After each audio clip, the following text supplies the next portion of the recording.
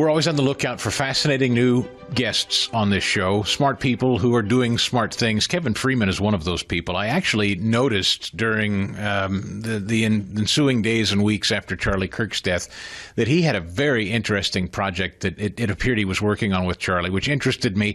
And then as we researched and looked a little more into Kevin's work, he's host of Economic War Room. He's authored some fantastic books like Pirate Money, among others. And so, Mr. Freeman, first of all, I welcome you to the show. We've not met before, so thanks for your time today. Oh, it's nice to meet you, Chris. Your work primarily is economic, or at least that's been the thrust and the focus of it. And I'm really glad because talking with a guy like Charlie, a younger guy who's made his inroads with so many young people in the country, that's clearly where the animation is right now, that word affordability. I spent all last week talking about it. The White House obviously knows it's still an issue. Young people are unhappy with the state of affairs economically. We can debate why, but they're there. And I think Charlie got it. You clearly get it. Can you talk broadly? Just kind of give me your 30,000-foot view on what we as a country can do to not see kids go the way of a Zoran Mandami, that the free market can still be the best answer? Yeah, in fact, I've got an article here that was in AMAC magazine titled "America Must Choose MAGA or Mamdaniism." Charlie was very clear. Young people are feeling excluded from the economic system, and with a lot of good reasons. Part of it is inflation. Is the American dream seems beyond them. Will I be able to afford a house? Will I be able to raise my kids, send them to private schools if I want to? And that reality is what's driving young people politically. Charlie tapped into that, but he also realized that the solution is biblical and constitutional. It is not to turn to socialism. Amen. And as a matter of it being in the president's control, do you think he's onto it? Does he understand it? Are they messaging it well? Charlie was, but I mean, is the administration messaging well to young people right now, since, with the vacuum that Charlie's created in his absence? Well, and I think that's actually the reason the vacuum was created. The murder of Charlie Kirk was one of the most horrific things of my lifetime to watch that. But it was a political movement, demonically done, certainly.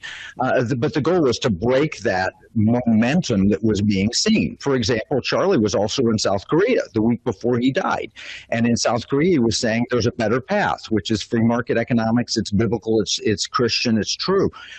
So the president, I don't know if he is messaging as effectively as he should. I will be in Washington next week with the hope of talking to America First Policy Institute, Heritage Foundation, and others, the importance of this economic justice message. It's something that the president has, he intuitively gets it, like no tax on tips, but we've got to give opportunity to the youngest and the weakest among us because that's where the future for America lies. We've got to help raise them up using free market biblical principles. And that's why we created the SCAN, Saving Civilization Action Network.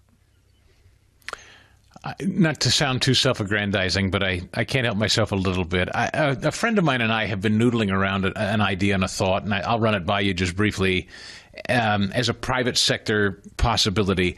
Couldn't we encourage people of means in this country to invest in a younger generation, to underwrite some mortgages? Couldn't you create a free market environment where, some people who've done well in life could take on an investment into a younger generation's new mortgage, and maybe let that younger generation roll not only a mortgage but also a student loan into kind of a payment, and the tax code could help them write off both that interest on the home and the student loan payment while the investor's making a couple of bucks on the side.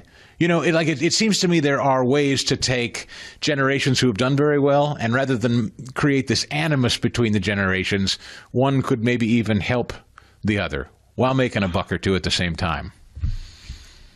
Well, it's such a biblical concept. The notion is to earn all you can, save all you can, or invest all you can, and give all you can. This is John Wesley. This is biblical economics, and it's all about free markets, about private property. And of course, we owe a responsibility and a duty to the next generation. That's what God has called us to do. A good person leaves an inheritance to his children and his children's children. What we're leaving to our children and our children's children is a massive debt in the federal debt, which is now $38 trillion, heading to $40 trillion probably by next year. So yes, Chris, you're absolutely right. Generosity and helping the next generation, that's all contained in biblical economics and biblical truth. Yeah. And not even pure altruism and biblical principles, but like, as I say, you could, in theory, I think, create an investment opportunity where someone could make, 3% on cash that's just sitting there.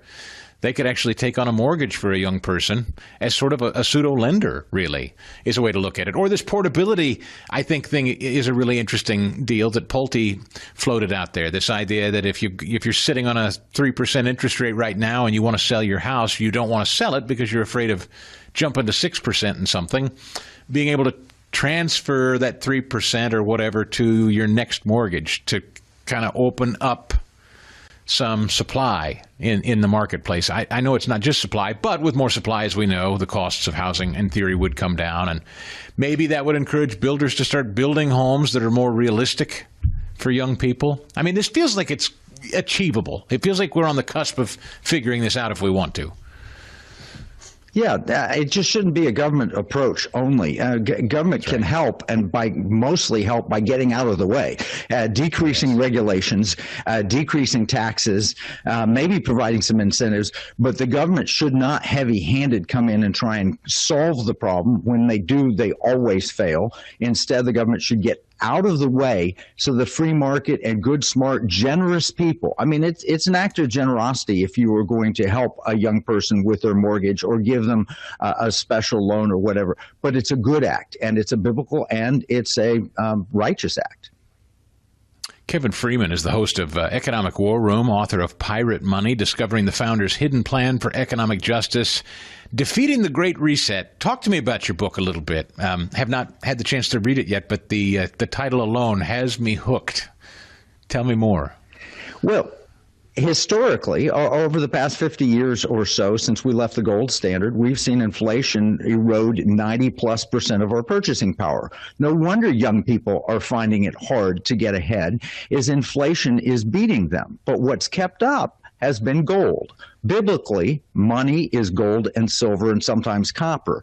Constitutionally, money is supposed to be gold and silver. So this book goes back to the constitutional roots and shows how a state could make gold and silver legal tender, make it useful money, so you don't have to carry a bag of gold somewhere. You could actually have a debit card on a gold reserve that is held inside the state, and the state says, yeah, you really have the gold, and yes, you can spend it with a debit card like a MasterCard. The technology exists. There's a company called GlentPay that does this effectively. And so we've gone into 5 states so far and gotten this passed into law, and we're now implementing it. The first was Arkansas, then Florida, then Louisiana, then Texas, then Missouri. Utah passed it, but the governor vetoed it. But those 5 states, where it is now law and soon will be implemented, represent $5.25 trillion of gross product. They're larger than every nation other than China and the United States as a whole. So we're literally resurrecting God's money, biblical money, as well as constitutional currency that's useful with technology that operates. It works perfectly well under state law and state authority that will allow young people to maybe get paid in gold, pay their bills in gold, and maybe hold on to that gold so that they don't wake up 10 years from now and find that the purchasing power is eroded by half. This is one of those free market solutions that will help solve that wealth gap. In fact, if you look at the wealth gap, it is directly tied to the depreciating value of our money. The richest 0.1% get richer at the same pace we increase the money supply, while the bottom 50% actually lose ground. That's what's happened with the Federal Reserve printing excess amounts of money. We're just giving people a free market choice and opt-out in those 5 states, and we hope to have it in another 20 states in the next year.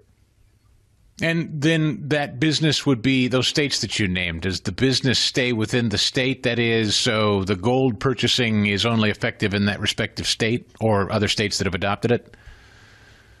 Well, thank goodness for the Constitution, which allows us to do interstate commerce and promotes it. Under the Constitution, I can spend my gold with Glint card is what I use now. I can spend my gold in any state or any country of the world because it's on the MasterCard network. And so I can go in and I purchase something and it comes out of my account in the form of gold or silver, and it goes into the merchant's account in the form of dollars or euros or pounds or yen or whatever currency they choose. It's seamless, but it allows me to hold my money in the form of gold and silver and spend it as I like. To the vendor, Kevin, they don't know the difference when you're using that card is the point. That's exactly right. In fact, if you go to Europe now and you spend dollars, they don't know the difference. They get euros. Yeah. But eventually they could say, I want to keep it in the form of gold and silver. And we would have created a de facto, from the ground up, gold and silver monetary system under state authority that is protected by the Constitution. I think it's revolutionary. I think it is the way out for a lot of these young people to be able to afford to live in America and have the American dream. It turns them away from socialism and turns them back to constitutional free market capitalism. Amen, Kevin Freeman. Again, the Saving Civilization Action Network, as well as his book, Pirate Money, Discovering the Founder's Hidden Plan for Economic Justice, Defeating the Great Reset. I'll close quickly. I don't have a ton of time, but maybe just with 30 seconds, can you give me your thoughts on cryptocurrency, the Bitcoins and the like? That's an entirely different thing than what you're talking about with gold, I assume.